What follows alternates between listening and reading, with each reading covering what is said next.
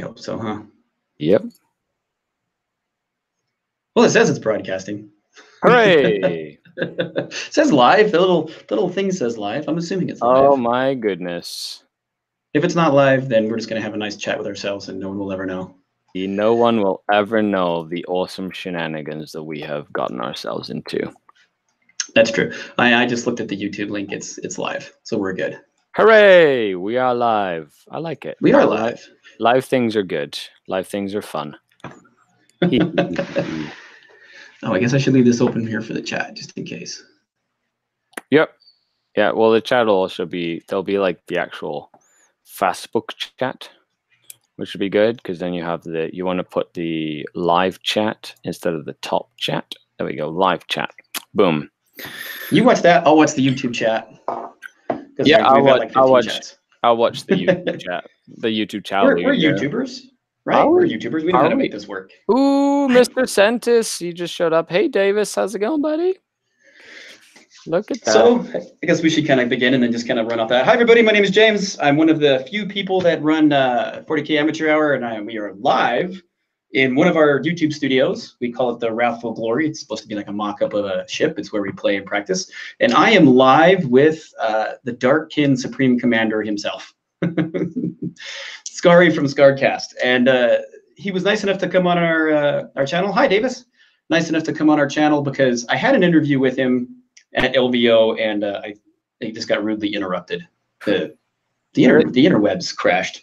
I believe so. I believe is what happened. So we had to have a round 2 for sure. Yeah. I think your camera isn't cut. It's only my camera right now. Maybe you should go to your you might be able to switch your camera and my camera. We can do it back and forth when you're talking. Yeah, because if not, it's just my face. That's what people came here to see, right? My face. Well, I'm literally just eating a paintbrush. That's what I'm going to be doing for the next hour or so. You can switch it back and forth. Give them something to your face is just as gorgeous as my face. That's a little odd coming from one dark player to another. People are going to read into that way too much. Hey! The homunculus coven is not whence the flesh comes from. Okay. Just true. Yeah, just turn me into a grotesque. There we go. There you go. Exactly. But so we're here to talk all things Dark Eldar, some ITC. I actually have one important question I want to ask Skari here in a minute. But just to tell you a little bit about our channel, we literally are amateurs. We do all sorts of different things.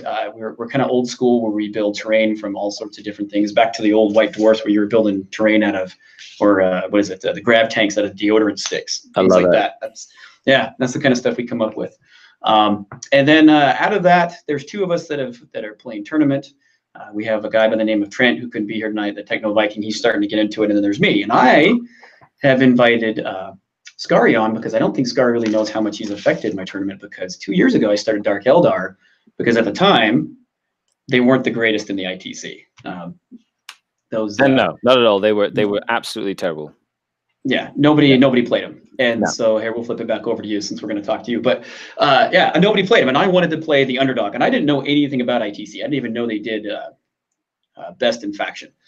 So when I did this, I got a starter set for Christmas one year, and that Christmas night, I sat down on YouTube and went, who knows anything about Dark Eldar? And I happened to come across your page, and your little page that you went line item by line item by line item of each unit and what they did and what they didn't do was pretty much how I started. Yep, pretty much how I started doing my tournament list. Nice. And then he has the patron, so I joined. And if you haven't, you guys should. And we'll put a link down below, because it took all of our brain power just to get the live video up and running, let alone. That's make sure it's the fun stuff that happens. No, it's okay. No, I really enjoyed that back in the day when, especially in the end of or 6th edition and 7th edition, Dark Eldar were definitely a bit of a rough spot. Yeah, it was. I was lucky if I tied somebody, but I was pretty happy when I did tie somebody. So 8th edition comes along, and lo and behold, we're top tables now. Boom. So your channel has become even more irrelevant because now you're doing tournament like crazy, and so we watch, and all of us kind of watch with bated breath, so to speak, about what list you're going to come up with, and either we copy it or we come up with some of our own stuff. Now, I have to say I am not a copier. I've come up with my own stuff, and so I have two questions. First question is maybe you can start off with is I run the Cabals with the gun line. Yeah. I don't do the Homunculus. I don't do the Coven, which a lot of people do. Venoms all day long, and I love that. I love zooming around with Venoms. There you go. See? So what do you think? What do you think about the gun line? I do okay. What I have found personally is that I either blow people completely off the table, or I can't. I don't have the holding power. I don't get wiped out, but I hurt them. But they just kind of wear me down points wise, where I just can't. I can't come back. They back me into a corner. Well, something that I've found by playing like Venoms and stuff like that is a lot of the time, you lack like something that is very, very, very, very, very important in current like gaming in general is being able to screen and things like that. Correct. And I find that when you're doing like a gunline Venom army, there's two ways you do it. Number one, you play the flesh is cheap sort of way, in which case you just sacrifice the least useful of like your units in order to stay alive, right? So you basically sacrifice either a bunch of Cablite warriors as a screen, or you put your Venoms out there as a screen, or you essentially sacrifice most like your army as a screen. Or the other one is get a screen. So when I'm running the gunline army, I will use like grotesques, and I put them in a raider. You know, like I won't run like a big 7 or 6 or 7 man unit. I'll run like a small 4-man unit, and then put a couple of characters in a raider with them. True. I'll kind of do it that way because they still have some punchy power, and they're like hiding in a raider, so they usually don't get shot. Gives them like the same sort of survivability as like a bigger unit, except you're not investing 300 points in a unit, you're investing like 180 points in a unit, or almost like a little over 200 points for a unit that's really, really durable and has that punching power in case you like run into Kraken Gene Stealers or something that like runs at you and kills like your Venoms, right?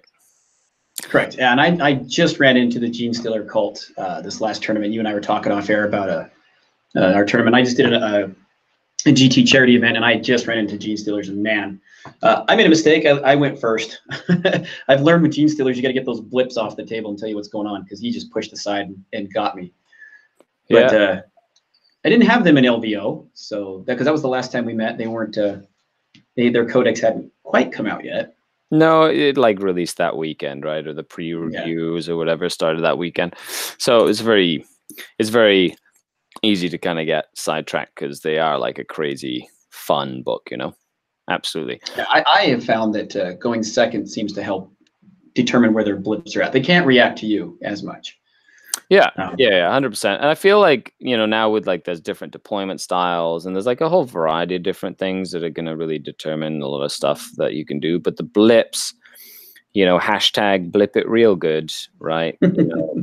Blips definitely change the game. Like they change the perception of like missions, and they change like tactics and strategy.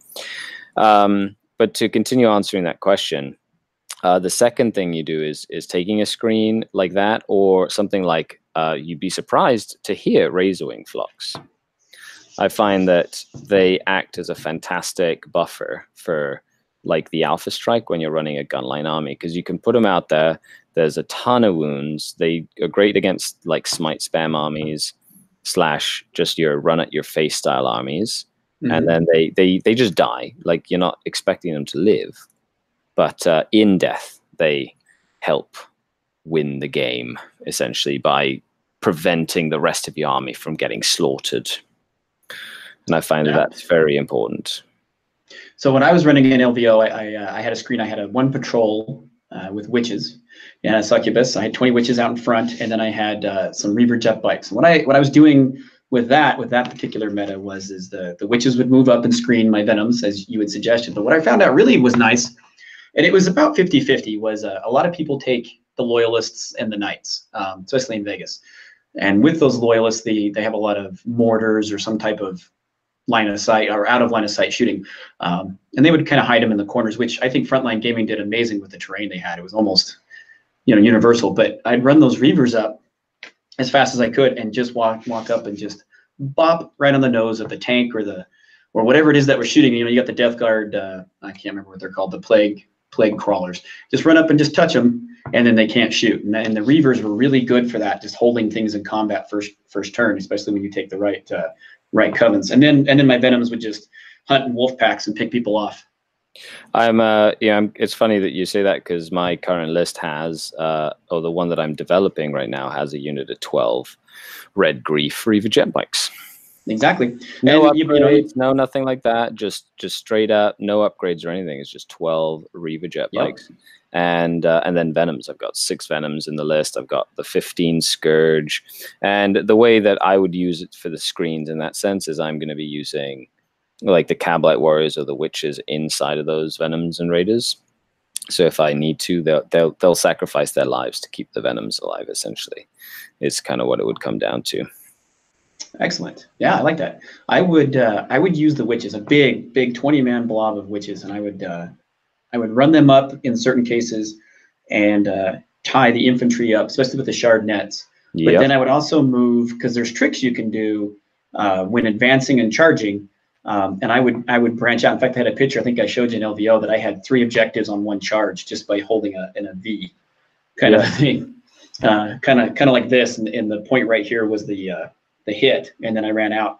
And I had 3 objectives on one charge. And then I just kept the poor guys in combat with the shard net. He wanted to back out. He's like, I got to get out of here and shoot you. And I'm like, yeah, well, you're not going anywhere. You're not going to be able to move, my good man. No. You are now stuck. And you are staying here until I say so. I love it, because a lot of folks forget that that's like what Witches do, is like they stuck stuff. And Davis did say he finds going second feels more balanced than ITC. I feel like going second gives you a lot more control in the game, Davis. Like when you're going second, it gives you control over what happens in the game. Because you can kind of gauge what you need to do to hold more, you can gauge what you need to do to kill more, and you can react better to your opponent. So I feel like it is very powerful to go second, especially in ITC. Correct. Sorry, I got sidetracked there. No, you're fine. I found that when I was in Vegas, which surprised me, because you see so many people in Vegas, and it's, wait, those are Witches? What do they do? I had a lot of that question. I'm like, well, you're about to find out. Yeah. And I would tell them, but yeah, and so their screens would go up, and I just tie up their screens. And a lot of the way the objectives are with the missions, you can get 2 or 3 missions. And again, and I'm not just saying this, there's a reason why I have Mr. Skari here on the channel. He does a great thing in his Patreon when he talks about how deployments are. And if you haven't seen it, you need to go watch it and join the Patreon, because I used it. Cutting things into thirds or cutting things and just sweeping to one side. And that's exactly what I did. I just ran right up there and just swept those Venoms from one side to the other. And Venoms are great in wolf packs. I did something I'm not so sure I like or not, but I was running 2 Venoms with Trueborn with blasters. Yeah. They were kind of hit and miss for me. Sometimes they did really good. Sometimes they didn't. They definitely tore up some knights when I needed them to. But if there wasn't a whole lot of armor, like demons or something, I was having a little bit of a hard time. However, the one demon, I played in doubles, and I played Demon of Slanesh, so I got to play that stratagem against him. He wasn't very happy with that at all. Reroll hits and wounds. Yep. A lot of Slanesh players then forget that we're not scared of Slanesh like regular Eldar. We just get angry against them. That's true. Yeah. That's true. We get very angry. So you went, and correct me if I'm wrong, you went 4-2 in Vegas. I went 4-2, yes. Which is amazing. I went 4-2 as well, but I mean, I think your games were, I was looking at the points, and you definitely kicked my butt.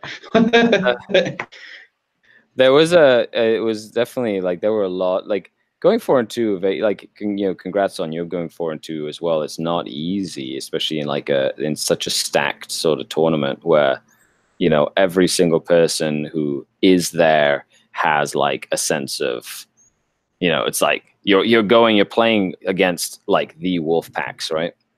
And yeah, and so it's really cool to kind of see that work all season long kind of like pay off, Absolutely, yeah. And it's always scary that first match because you never know who you're going to get. You know, you sit down and you're having a good time, and all of a sudden Nick Nanavani sits across from you, or I'm sure there's some poor person like, oh, geez, it's SkardCast sitting across from me. Actually, you know, I personally, I would prefer to play someone tough on the first round like that, because if I can't beat them, then I'm not going to make it to the top round anyway. That's true. It's true, and then there's kind of a relief because then you get to kind of sit back. You know, you're not going to make the top table. If it's gonna be a top table or whatever, I'd much prefer to play the person who's likely to be at the top table with me on the first couple of rounds, so that I at least, you know, I'm fresh, I'm rested, I'm, you know, I have like, I've you know, put the effort into it or whatever, and now they you know, I get to like practice against them instead of you know, being like tired after like 9 rounds or whatever. You know what I mean? So, Vegas. If you've never been to Vegas, any of you, it's fun. First of all, you need to go. But the second thing is it's a challenge in itself mentally. 6 games in 2 days, especially in Las Vegas, at the caliber you're playing, it takes its toll on you. But you're right. I never thought about that. You play Nick Nanavani or something like that the first round. That's Thunderdome right there. 2-man enter, 1 man's leaving, and one of you's not making it to the tables after that. Right. You know, and I much prefer to run into him when you're both fresh and you can have a good game and the pressure's off, and you know, because you're gonna have to beat people like him to get to the top anyway. So, you know, it's worth that time. You know, it's worth that time, worth that effort, and worth the like added I want to say showmanship, but I don't think that's the word I'm specifically looking for.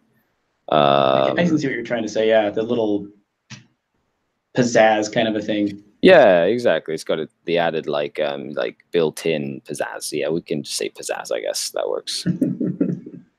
So with ITC and the way Frontline Gaming does stuff, they do the overall ITC, they do the overall championships, and yeah, I know I was laughing at his we spank child. Yeah, good old Andre. I was reading that just now too. You're right, we do spank her like a child. It was awesome. It's Charles. He's always harassing with the whole Slaanesh thing, which is great because he knows that he doesn't his Slaanesh demonettes, you know. He's we talked a lot of Slaanesh stuff at the LVO. So excellent. Charles, yeah. Well, when I played him the doubles, I had to show him the book because he didn't believe it. He's like, Eldar, don't do that. I'm like, oh, here it is. He's like, darn it. But the big question I wanted to ask Skari was so ITC does something called Best in Faction. And you can win it at LVO, and you can win it through the whole year. And if you don't know what ITC is, it's the best way I can describe it. It's kind of like NASCAR. You can win one race and get the trophy for the one race. You could come in 6th in one race and you get points. And at the end of the year, all your points are there, and that's when the grand championships. And that's what kind of LVO is. There was an article that was printed by one of the LVO judges, and he's a good friend of mine. His name is Captain Morgan, Chris Morgan. And I don't know if you saw it or not, Skari, but he poses an interesting rule change. Now, there were some rule changes that have come out for ITC, 2 weeks ago, I think, some beta rules. Yeah, like they're going to be in effect for a little bit before they kind of go like mainstream. Correct. So his question that the judges are kind of posting around is, should we allow a soup mix to get Best in Faction, or should Best in Faction only be allowed for pure armies? So in other words, in our case, Dark Eldar players, that's it. Dark Eldar. You don't get any Eldar. You don't get the Jinx. You don't get the Doom. You gotta work with your codex, and that's what you get. Right now, from what I can tell, the internet's about 50-50, and I'm kind of interested in your opinion. And if so, why or why not? You know, I'm a big fan of soup. I think soup definitely helps like the game in general. It kills a lot of the monotony that we tend to see like over the years, because people can kind of come up with cool combos and things and stuff like that. That just changes the dynamic of the game itself. As for Best in Faction, that is interesting. I had been thinking about it. You know, I am biased in the sense that I try and run a pure Dark Eldar like list with no like it's not because I want to like be pure. It's because I don't like getting used to having stuff that helps me, like Doom and Jink, because the math changes, and when I go to ETC, I can't rely on having the whole Eldar book at my disposal, because we'll have an Eldar player normally that can build another good book. But I like the idea of forcing you to have a full straight faction in order to win best of faction. And I like that idea. I do. I really do. I think it would be worth it, just simply from the point of, hey, you know, or make it change it so that you have to have like more than what it is currently right now in terms of points. Because right now you can divide your army into 3, right, and have like one detachment be the biggest, and then that's the detachment, right? Yep. So whatever has the most points, that's the detachment that you're running. Correct. Right. Maybe, you know, doing something like, well, it'll have to be whatever the detachment your warlord is, right? Because it doesn't even have to be the detachment your warlord is in, right?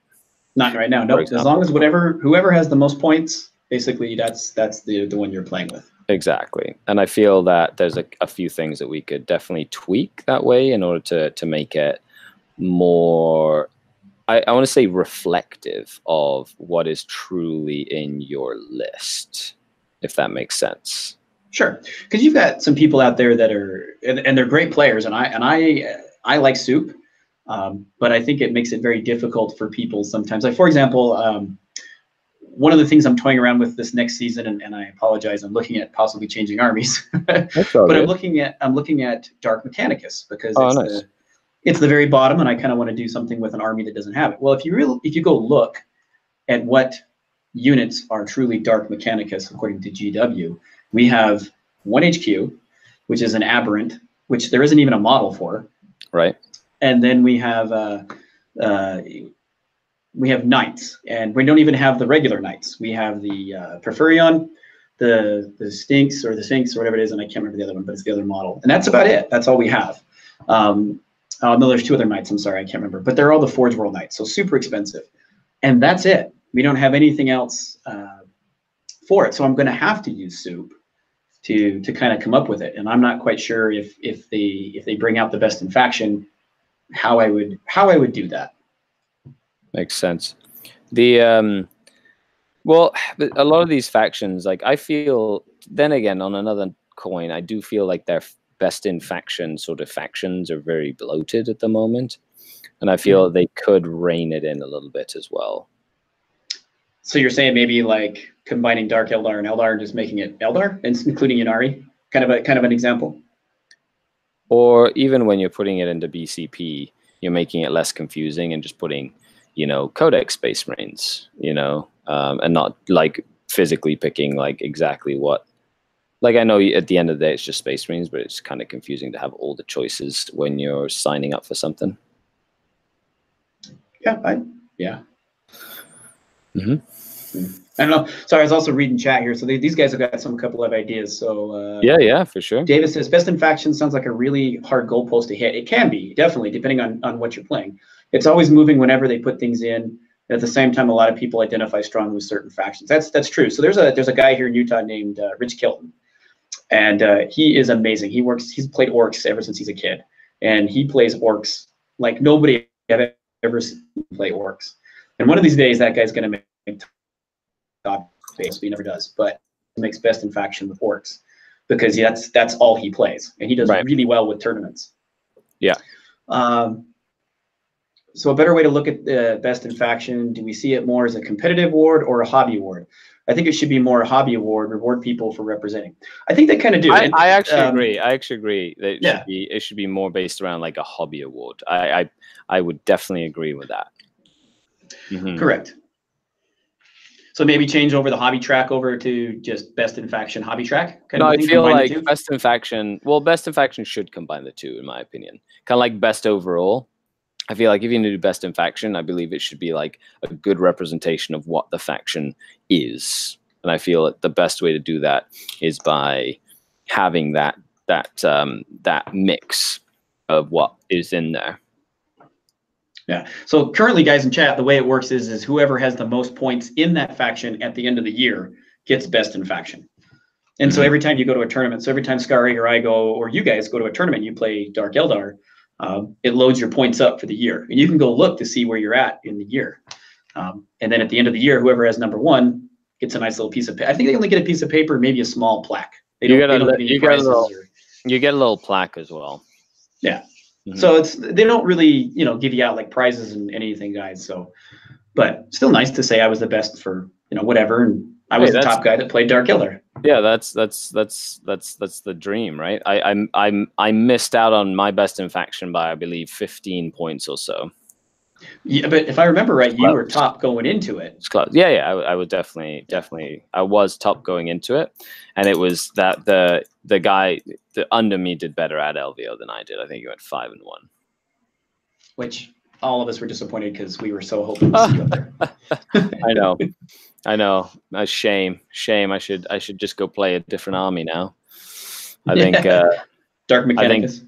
Grey Knights. Yeah. There you go. Yeah, you do Grey Knights and I'll do Dark Grey Knights or Blood Angels, yeah. Or Space Wolves. I should do Space Wolves. That would be fun. Right? Just play Knights like everybody else. Yeah. 60% of the field plays Knights, so I will become one of the 60% of the field. Yeah, why not? Exactly. Davis wants to know if you're brush licking. What, sorry? Oh, you should know if you hang out on the stream. You get your power from paint residue. That is how this works. If you are not drinking your paint, you're doing it wrong. I have drank my paint, actually. I picked up the wrong glass once and it goes both ways. I think the other day I had a cup of tea and I cleaned my paintbrush in my cup of tea. That was the first one because my cup of tea was way too close to where my water was for the paints. And the second one is, licking my paintbrush. I might as well be chugging paint water every single day. It's what gives us painters our power, Gets That's us. True.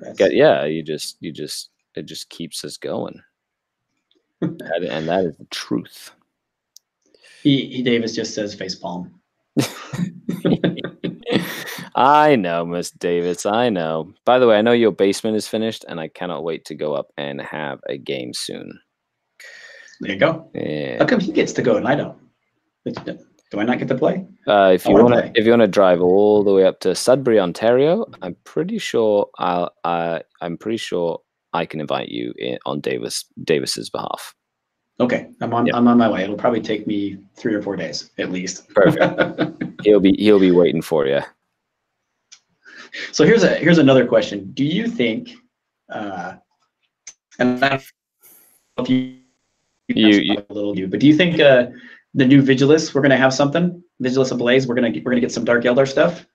I was surprised we didn't get anything in the first book after being mentioned so many times.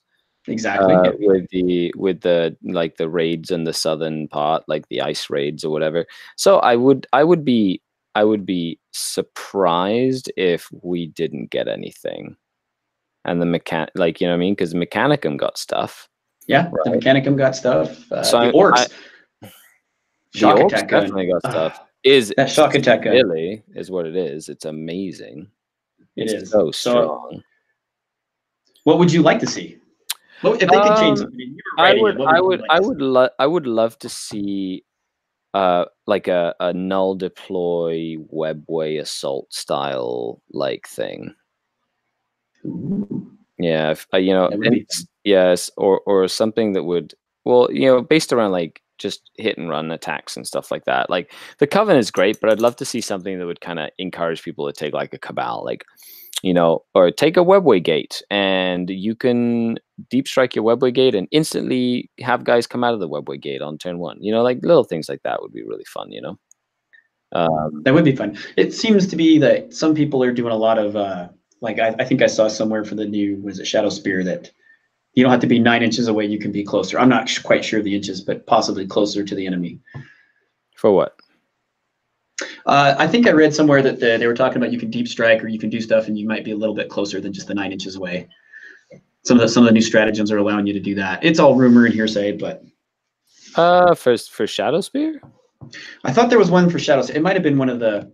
No, not for Shadow Spear. You don't get it's Gene Stealer Cult have something that allows you to be close to the enemy when you deep strike, but it's a 2 command point stratagem. But for Vigilus and stuff, like for Shadow Spear, they don't have anything like that. They allow you to get in. They have the there's a couple of Space Marine units that now have the scout style infiltration, which allows you to get close to the enemy deployment zone. So then if you go first, you can be really close, right? And then combine that with the redeploy Warlord trait, which is really powerful. It means that you've got Marines that are very reliably going to get the jump on you, which is not something that you normally get, right? Grotesquerie coming back for Vigilus 2. Yeah, that'd be crazy. It would be nice. I think we're going to see some more Space Marines on the table now after Shadow Spear and the Vigilus. Yeah. Shadow Spear. First of all, things like the Indomitus Crusade were incredibly good to Space Marines. The Crusade veterans, like the Primaris rules for Vigilus, they were amazing. Making veteran intercessors and stuff like that is so powerful. Yeah, and now they've got the bolter rule, which is going to help them out. Well, beta bolter rule, after you haven't actually felt it until you're 30 inches away from a 10-man intercessor squad, and they shoot you 40 times. And they rip your venom to shreds because it's a bolter. They rip everything to shreds because they are -1 AP and they're rerolling all misses, and they've got a lieutenant nearby, and they do a bolter drill, or they ignore cover because they're Crimson Fists, or oh man, there's so many cool things you can do right now with Space Marines. It's ridiculous. So you Dark Eldar players out there, watch out, especially if you run Venoms. I'm a little bit nervous. That's just. Well, we have the trump card there, which is the humble disintegrator cannon. True. And those Ravagers usually just are bad news bearers for any Primaris force. Sadly, still. True. Have you? So I've started playing around with. Do you still run the 3 Ravagers? Because I've started running 3 Razorwing planes instead, just to save some points and put them elsewhere. And I also find that I can block movement with my planes. There's not as much stuff that assaults planes because people are kind of not taking their smash captains as much. Who knows? They could come back. But it seems like it's harder for them to assault my planes than it is the Ravagers. And again, it's about playing. And I'm losing 3 shots from disintegrators with the planes. But I know I've enjoyed blocking in knights with my flyers. Oh, 100%. I've been playing both. So I have 3 Ravagers and 3 planes. Oh, in one list? Yeah. Oh wow. Yeah. You'll see that. That's the list I took against Josh Death. And those planes, I'm taking 1 Void Raven bomber and 2 Razorwing jet fighters, but those planes have been clutch. They've been fantastic. And I've been doing some work. Yeah, and you double it up with the Razorwing. I mean, you double it up with the Ravagers, and they're really rude. like really rude. They shoot and kill a lot of stuff. That's putting it nicely. Most people though, they're getting used to the Ravagers, but then they don't see they see the 3 planes. They forget that as of right now, until people change it, you can't walk to the base of a flyer. You can do a lot of stuff with airplanes. Yeah, you can do they're super blocking and stuff. The reason that I've really put them in there is to go and be able to kill those little units that like hiding behind walls and things like that. They're mostly like little scalpels, and it forces your opponent to screen their characters properly or risk their characters getting sniped out by Razorwing jet fight fire. Essentially, that's 100% correct. I use them for that too. Just zoom in the back of the line. Oh, you left your. You left your guy open. Goodbye. You left your Kurov Zakilla Grand Strategist guy behind a wall with nobody around him, eh? Oh well, this Razorwing just sniped your Warlord. Hooray! No more CP regen for you, And even like a smart player will like either bait you into jumping up or will like screen their stuff appropriately. However, forcing your opponent to have to think about those screens and stuff and use brain power doing that sort of thing is probably the most useful part of running them. Yep. Part of I found that ITC, I've had a lot of people give me good advice, you included, but some of the best advice I was ever given was, in this game, things are going to die. Yep. The best thing you can do is you choose what's going to die, not the enemy. Yeah, it's very similar to what the mantra that I've used for Dark Eldar forever is everything in a Dark Eldar army is going to die. But with Dark Eldar, we get to choose where it's going to die, and that's the important part. Correct. Yep. Absolutely.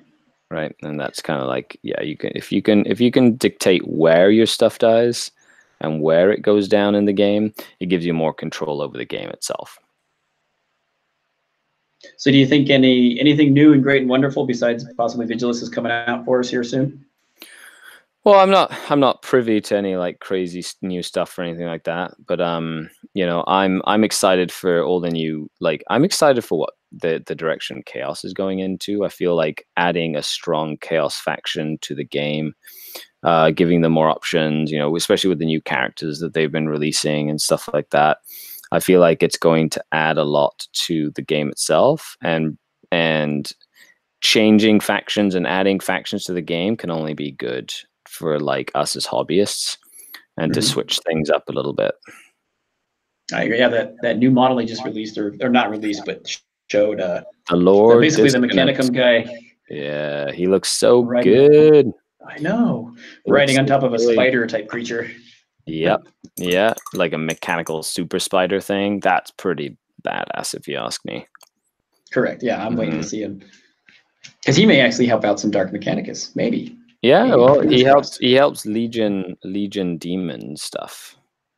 So he's going to help Hell Brutes and Hell Forge thingies, and the Hell Dreadnoughts that you get from Forge World, and the new Venom Crawlers, which are actually really good in my opinion, and not Hell Brutes, but there's a couple of more. Oh yeah, and like Obliterators and things like that. They get +1 to hit. Like, that's pretty damn snazzy.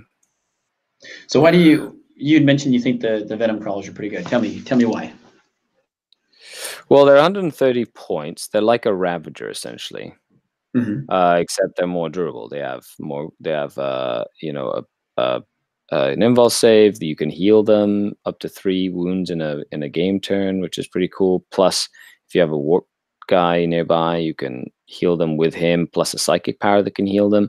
So you can have like one come back to like full health in like a single round, which is pretty snazzy from almost dead, with like no CP use whatsoever, which is crazy.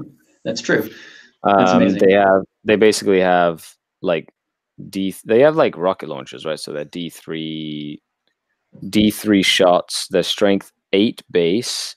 But if you add that Master Possession nearby, it gives the Master Possession +1 to summon, and then you also add a Greater Possess nearby to give them +1 strength. So now they're shooting strength 9, like last cannon shots essentially. Yeah. Gotcha. And then on top of that, you get the new Lord Disconnant, and now they're hitting on 3s instead of 4s, and you can give them. You can have a Demon Prince or Lord nearby for the reroll 1s to hit, and then you've got. You can prescience them, and like it's just so many cool synergistic things you can do. And for 130 points, I think they're like a bargain. So you'd almost run them like Ravagers, maybe just kind of lean them back and just launch rockets at people all day long. Yeah, I'd venture into not necessarily needing to keep them back. You know what I mean? Like, get aggressive with them, throw them at your opponent's face, get into the bid field with them. They can soak up hits. You know, if you've got like hordes and hordes of cultists and stuff, they're quite resilient, you know, and I think you're going to see them. I think they'll be popular. Yeah, I do too. Xandre brings up a good point. He said that they heal on the enemy's turn as well. Yeah. So in a game turn, they can heal just by themselves. They heal 1 like automatically at the start of that turn, and then they can heal 1 time in each fight phase if they killed an enemy model. So if you run them into like a bunch of chaff and you're like cutting down guardsmen or something, you know, you're healing one wound, like 3 wounds in a turn, essentially, which is pretty cool. Absolutely. Yeah. So you can take them from like nothing, and then the Master of Possession can heal them as well with his sacrifice.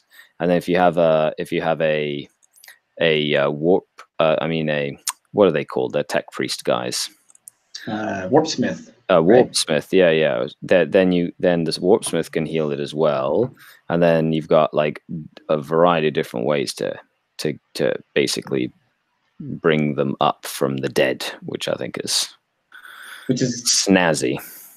Yeah, I almost is more powerful than Nurgle's toughness. I would say, because you're relying on that to make or break you those Death Guard players out there, and that's your shtick, that's your thing, right? So I think that's something that we'll be watching out for, is how that affects the meta, to be honest. Yep, I agree. You had brought up, that reminds me, you had brought up a point. I was talking to you at LVO on a break, which was hilarious. Every time we tried to get together to have an interview, he was either busy or I was busy doing something. We'd kind of run past each other in the hallways. But I didn't even think about it. And it actually, I used it in a game in doubles, and it did really well. So you Dark Eldar player out there. So I like my Venoms, and he's painting Venoms. Charge your Venoms in to something, and that way they can't shoot you. Then you can back out and do what you have to do. You don't have to just have your witches in combat. With a shard net, yeah. Yeah. Just keep them there and just run your Venoms in. And then the enemy can't shoot you. And so that's like an extra turn of, sorry, you can't shoot me. And I did it in the doubles, and my partner was like, hey, that was a pretty cool trick. I'm like, and I was like looking at all the crowd, and I'm like, that guy way over there, he just told me to do it. It was awesome. I love it. That's awesome. That trick, like being able to charge in, I have done it so many times, and it throws people off, because you get really aggressive, you get in their face, and they're like, oh yeah, I'm just gonna fall back, and like, just my last cannons or my auto cannons or my predators are just going to murder your whole little fleet of tiny little vehicles. And that one little witch is like, you don't get to charge me today. Mm-hmm. And it's really funny.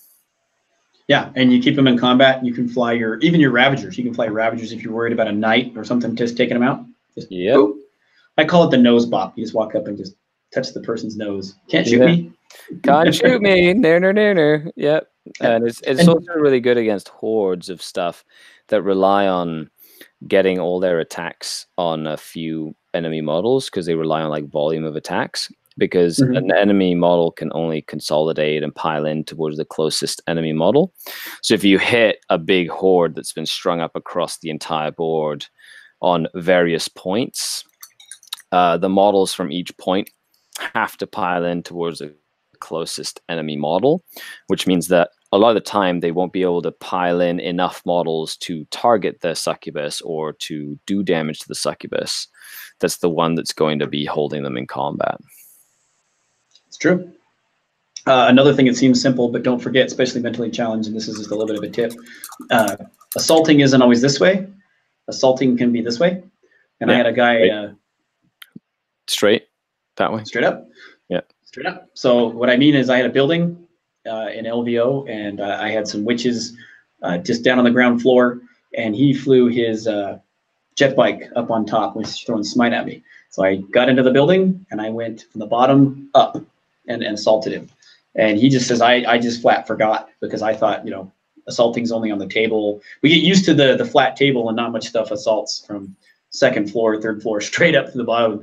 And then I'm like, I'm going to get you, man. And then I just ate him for breakfast. I ate his jet bike. And he just looked at me, he's like, I just simply forgot. I was thinking 2-dimensionally instead of 3-dimensionally. So don't forget about that. You can do that too. Simple little things.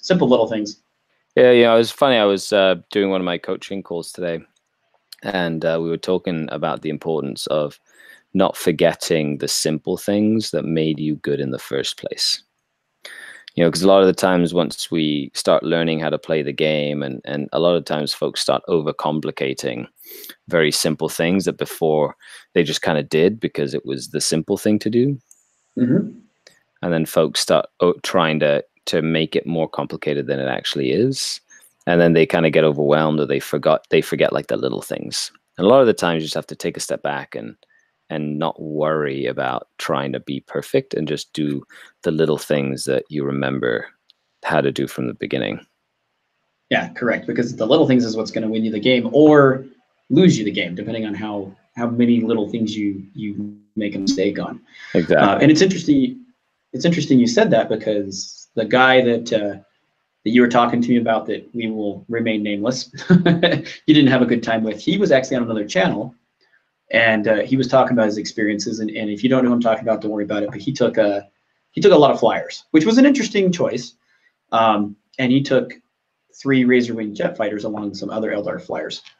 And he was talking about exactly what we're talking about. He's like, I don't play Dark Eldar a whole lot. The reason I took him was so I could Vect. That was the real reason I took him, and everything, and the disintegrators. But he had realized at the end of the tournament on his flight home that they had poison rifles, the splinter rifles, and he never shot those the entire tournament, not once. And he's like, I don't know how many guardsmen I could have killed with poison if I had just shot that. He says, and I'm not saying that would have done better for me, but he's like, it's the simple stuff that kills us in the end. And just like we're talking about, it's a razor wing jet fighter, and he forgot to fire the splinter rifles. He fired the missiles and he fired the disintegrator cannons, but there's those little things that at the end of the day make the biggest impact sometimes, especially at like high level. Yeah, you make a mistake at that kind of level, and somebody's going to capitalize it, which is good and bad. It's a lot of pressure. I was nervous as heck just to go forward too. I'm like, geez Louise, that was that took everything out of me just to do that. And each one of my matches was amazing. There wasn't an easy match amongst them. The skill level was all right there. The way I was moving up and moving down in the bracket, it was it wasn't hard at all. Or it wasn't easy at all. It wasn't like obnoxiously hard either, but it was good. I had a good time. It was like, holy crap, this guy's really good, and I need to pull out all the stops just to beat him. Yeah, that's what I find, especially now that the ITC is really kind of coming into its own. We're starting to really get an understanding of like that the playing field is going to get just tougher and tougher as it goes. It's going to be great. Like really, it's going to be pretty intense. The way we're talking, we're scaring people away from LVO. Don't go, because the way, if you don't know how it works, you will end up eventually in your skill bracket, good or bad, and you'll have a great time. Oh yeah, the LVO is a great time, especially if you want to like just hang out and learn. There's a lot of stuff to do than just play 40K. Like there's it's Vegas. It's Vegas, baby. You get to do a variety of different things. It's really fun. Yeah, they have all sorts of things. They have a friendly, they have a narrative campaign, they've got Malifaux, they've got, what is it? Infinity, Age of Sigmar was big. I got to walk over to some of those tables. Some of those guys, those models, they're amazing. Intense. There's X-Wing Championships. There's Bolt Action. There was a game I saw that I hadn't seen. It was like Black Powder. It was kind of cool, like an historical war thing. That was pretty neat. Nice. It's the mecca, of wargaming. It is. It's quickly becoming that like next level. So what's the next big thing for you here? Yeah, can't talk. Well, event wise or army wise or anything. What am I doing wise? Next big thing for me. Well, I'm preparing to go to a local GT that's called the Stutter Scrub. That's going to be happening at the end of April. Other than that, it's just a lot of like little RTTs and things that I've kind of been going to mostly. But that's really going to kind of kickstart off like my GT major season. And it's going to be a good precursor to working up towards the ETC, which is like the big thing every year for me. Is now going to be the ETC. So everything that I do right now is kind of like geared towards getting Canada like to podium on the global stage, and that's really like my goal, is to kind of help facilitate that like at a gaming level. And the other thing is I want to make witches work really badly. So whether it's to my detriment or not, I want to try and fit them into as many lists as physically possible. I know right now the list I'm running competitively is pretty much my LVO list. It's like a tried and true list. It like the list works like clockwork. I don't really need to change anything at all, because it just works so well. And that's my the list that I basically run all the time now. But I'm finding a lot of folks, especially up in the top tables, are starting to really understand how to deal with a lot of elements in the list. So I feel like there's change needs to happen in order to keep it fresh and keep me ahead of the curve. So I think that's my biggest challenge right now. And the biggest thing is pulling myself away from stuff that I already know works really well and kind of taking those challenges. Instead of just doing stuff that I'm comfortable with, to continue to improve my skill set. And that's the hardest thing for me to do sometimes. Well, I enjoyed my witches in LVO, so I think you can do it. If anybody can do it, you can do it.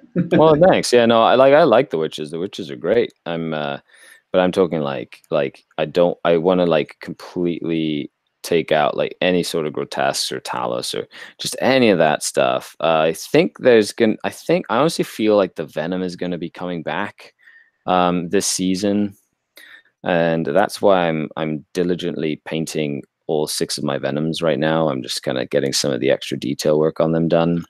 But I have a feeling that the ubiquitous venom is going to be a contender this season as the season progresses, and I don't know why. I just have this like feeling.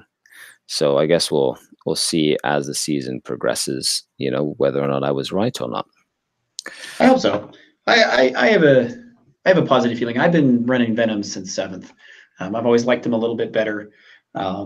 Smaller, you can hide them behind terrain. You can do different things with them, and I like the narrative of running them in wolf packs. They come out of the real space of the webway, and they come out and they, 2 or 3 of them or 4 of them kind of pick on a target, and then you can move on. And that's really how I run them. I segregate like a, Lehman Russ or a Knight or whatever have you, and I just segregate you off to the side, and I just pick on you and just fade and fire and do all those kind of neat little tricks that we have, and just beat you into submission. And then I zoom clear across the table and do what I have to do again. And I just pick you apart, and I like it. Rinse and repeat. Yep. I've always envisioned them to be sort of like a swarm of locusts, more than a wolf pack, just like a swarm of locusts that just eats everything as it goes along, And I feel that's another fitting analogy for a bunch of venoms that kind of show up and start like murdering everything. That works. I have a Talos, and a Tantalus, and I wish people just wouldn't see it as a giant target and shoot it all the time. I wish I could get that thing to work a little bit better, but that's a cool model too that I have not quite ever seen to get to work in tournament. Yeah, well, my first major ever I won, and I had a Tantalus in my list. It was before the Castellan really kind of became popular. However, it was really fun to use. And I would recommend it. I honestly feel like you could, even against regular knights, it's still really good. And it's not titanic, and it works really well. It synergizes very well with a variety of different like Dark Eldar obsessions and stratagems. I ran it as Cult of Strife, so I could double shoot it. But I know a lot of people like running it as Dark Creed, so you can snipe characters with it. That works too. I just, every time I get, it's like a one-trick wonder. I do something and then somebody shoots it or harpoons it or does something really bad. Yeah, I found that if you wanted to run it, you just have to hide it as far back in your deployment zone as physically possible. Even though it has like the ability to do mortal wounds and stuff when it charges, it's very counterintuitive. Like you're not supposed to use it as you feel you're supposed to use it. You kind of have to use it as you and go against like your basic instincts and just use it the complete opposite way than what you think you should use it as. And so, kind of change gears here. You had just, and this reminded me, you just made a trip to mini wargaming. How was that? Because I've played with Steve Tantalus before, and it's pretty fun. It was really fun, actually. I can't wait for the battle report to go live. But I've gone there twice in the last like month or so. And I took my Dark Eldar and I played Steve, the Mountain, which was really, really fun. I had lots of fun with him. He was running his orcs, and I ran just a fun Drukhari list with a little bit of everything. And then I took my Tomb Kings and I played Age of Sigmar against Luca, and that was really fun as well. So Luca's a good guy. Yeah, Luca was really fun. So, I'd never been before, so it was really fun experience to finally go down and meet all the guys, and Dave and Matt and all the guys down there. And they're so close to me. I really hope that that's like the start of a long-lasting sort of like relationship where we get to do collabs or videos or events and stuff once they move into the bunker and whatnot. Mm-hmm. So I'm really excited about doing. That would be fun to see. I was excited when I heard you were going. Yeah, I was telling you off the air. I was texting Steve. I'm like, don't beat him up too bad. Which we all know who's going to win this battle. Steve's good people. Yeah, Steve was great fun. And they were very welcoming, and they have a great system out there. And as a content creator myself, it was just really cool to see like the system and the process that they have in place to kind of like basically feed the machine that is mini wargaming. Yep. So do you have any other plans besides tournament? I know we've been talking a lot of tournaments, but I'm kind of the tournament player. For example, in 40K Amateur Hour. Right now, we do a lot of fun videos, and currently we just got done doing Blackstone Fortress. We just did the whole thing. We filmed it. We're putting it up. I'm in the process of editing it. Right. And then right now, we're filming, same as Mini Wargaming, we're doing Wrathful Glory, which is an amazing RPG. If any of you haven't played it yet, I highly recommend it. I liked it. I like it so far better than Dark Heresy. Not going to tell you a whole lot because obviously we're filming and putting these things up. But how about any of that kind of stuff? You doing any of that on the side? Not really. I've been doing mostly I've been doing some other stuff like non-GW games like A Song of Ice and Fire or Star Wars Legion or things like that, and just kind of diversifying the gaming hobby in a little bit. But the thing that I've been mostly focusing on has been increasing my hobby by basically focusing on the put paint on it segment, doing the Twitch stream every single day. That's really been the thing that's been taking up most of my time, has been making sure that I'm painting, hobbying, and then battle reporting on the side and editing. And it was March break this week, so I get to do a lot of stuff with my son who's going to be turning 7 this month. So congratulations, happy birthday. Yeah, well, I will pass it along to him. And so that's been my main focus has been being at home and kind of hanging out, but just getting more and I've been doing a lot of podcasting. I'm really enjoying being on podcasts and getting on a variety of different podcasts, but just on the independent characters and a couple of things. So I'm trying to just kind of branch out and kind of, try to engage and interact with as many different people as possible. Because this is a long-term, thing for SkardCast to be part of the mainstream, media, and it's going to be more than just 40K and more than just one thing over time. But it's just about laying that foundation. So meeting store owners and doing the coaching and it's so many different things are going into it at the moment. Well, yeah, and you basically now do this full time. I do, yeah. It's about 4 months now. I think it's about like that since when the patron people got the announcement, basically. Yeah, so and I wouldn't be able to do it without everybody who gives a crap about what we do here. So it's I try and do as much as I can for everybody who who believes in what we do, and it's just very rewarding to see folks enjoy it, but also to see kind of what comes of it, the discussions and the camaraderie and the sense of community, and I love that. I think that's the best part of it. Well, we all love you. I mean, we got you to Vegas. We're doing this. We're gonna try to keep you afloat as long as possible. Oh well, I'm not going anywhere, so that's the Vegas trip was incredible. So and I'm planning on going this year. So that's in the works, as well as Nova. I want to try and get myself to Nova and get out there and compete at the highest level again. And do it and see how if I can replicate first season on second season, essentially. So I have faith. I have faith. Thank you. Well, I also know that let's see, what is it? I just lost it. Oh, LVO. Speaking again of LVO, it's changed. It's this year. It's not in February now. It's in January. Yeah, it'll be in January. Yeah, so it'll be like right after the holidays, pretty much. It will be. So you should all come. You should see SkardCast, and if you want to, you can come see me too. But hey, we'll all go. Like, I'm really pumped to see what you do with your channel. Like, are you mostly just doing battle reports and stuff? Like I said, we do a little bit of everything. So we've been around. I'll give you a real brief kind of thing of how our channel came about. There's three of us that hobbied. We weren't doing tournaments or anything. I was barely getting into the hobby 4 or 5 years ago. Yeah. And like most of us that don't know anything, we look at YouTube stuff to know how to do things. I got my first set. I mean, I've played when I was a kid, but I got my first set Dark Vengeance for Christmas. And I typed in YouTube, how to do some of this stuff, because it obviously had changed a great deal since I had played since I was a kid. I don't even know what edition I was playing when I was a kid.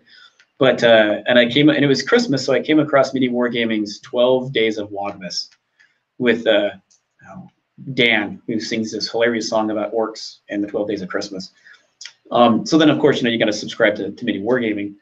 And it just kind of went on from there. And like the next year, because I did Dark Angels, the next year I did Chaos. And then I went to an event here in Utah that they have called Valhalla.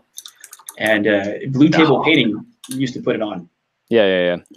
And so I got to meet the guys like Dan and everybody from Mini Wargaming. And I got to meet them. Well, my daughter at the time, she was really young. She basically had the biggest crush on Dan after that Christmas video. It was unbelievable. She must have been probably 9 or 10.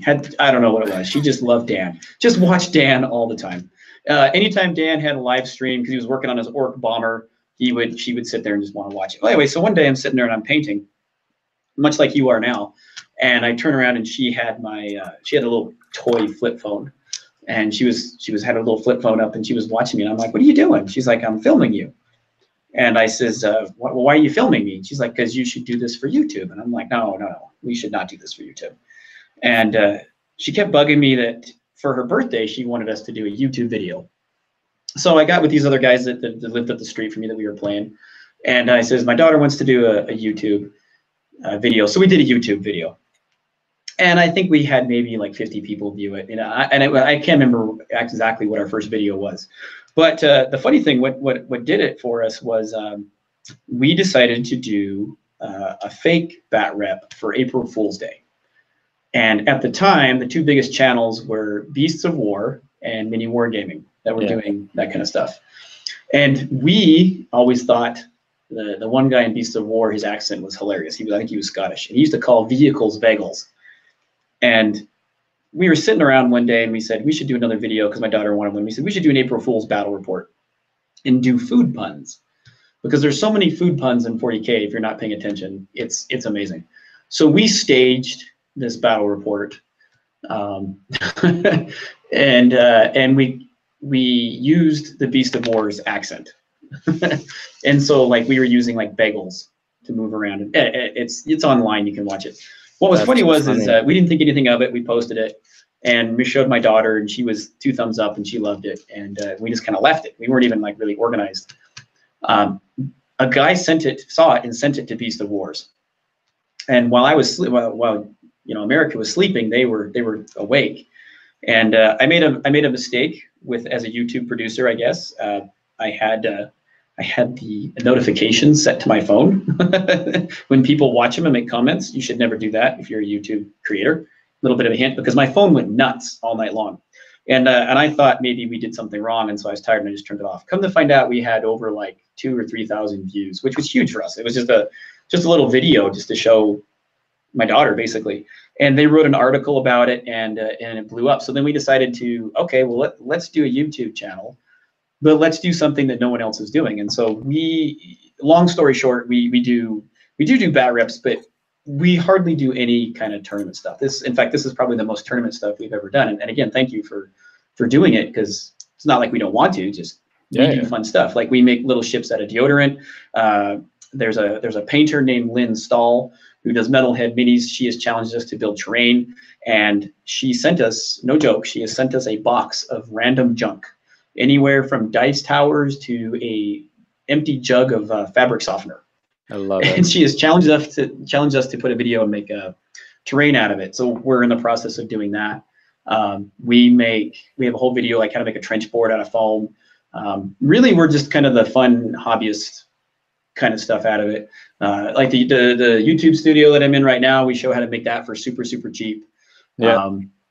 And so that's kind of what we do. And I guess for us, our next thing is going to be like another event called Battle Haven. Yeah. And just going to that.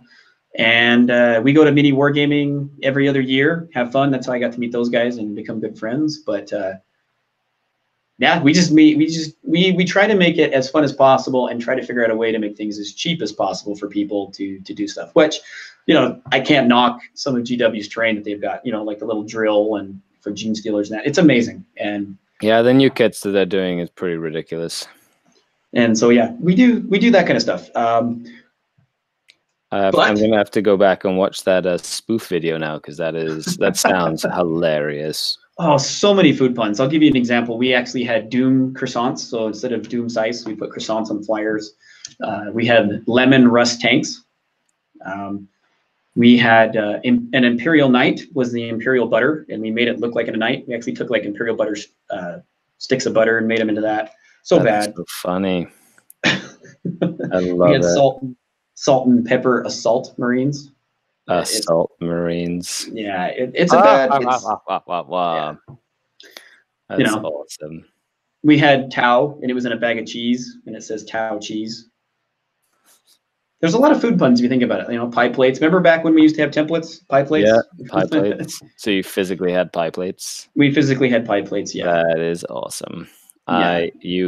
I'm going to have to go watch those. I'm just saying. That is too good that's too good to pass up. That's going to have to happen. We played the relish instead of the relic. It's pretty bad. That's good. That's good. I'm not gonna lie. That's pretty funny. No, it's horrible.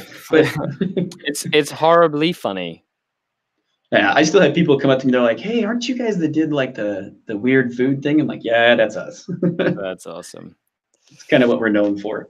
Our other video that's like the highest one, and it's amazing. It's got like 5,000 views. Is how to do really, really cheap and simple camouflage.